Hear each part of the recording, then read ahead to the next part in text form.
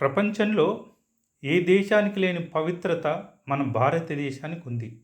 అదేవిధంగా మన దేశాన్ని మాత్రమే తల్లిగాను, పుట్టినిల్లుగాను ప్రపంచ దేశాలు భావిస్తాయి. కారణము ఈ భూమికి ఉన్న పవిత్రత అలాంటిది. ఈ దేశంలో వేదాలు, ఉపనిషత్తులు, స్మృతులు, శాస్త్రాలు, పురాణాలు, ఇతిహాసాలు మొదలైనవి ఆవిర్భవించాయి.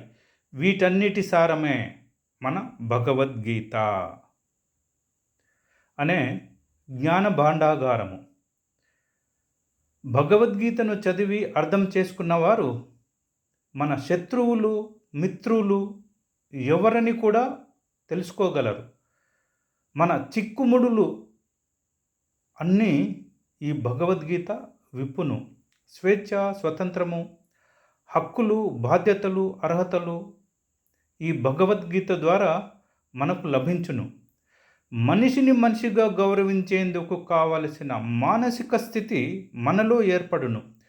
మృగధర్మానికి, మానవ ధర్మానికి ఉన్న భేదము మనకు ఈ భగవద్గీత ద్వారా బోధపడును.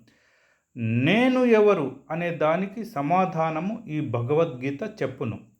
ఆ తర్వాత తృప్తి, సంతృప్తి, ముక్తి, విముక్తి, ఆనందము వైపు మనము ప్రయాణించగలము. ఇదే కదా మనకు కావలసింది.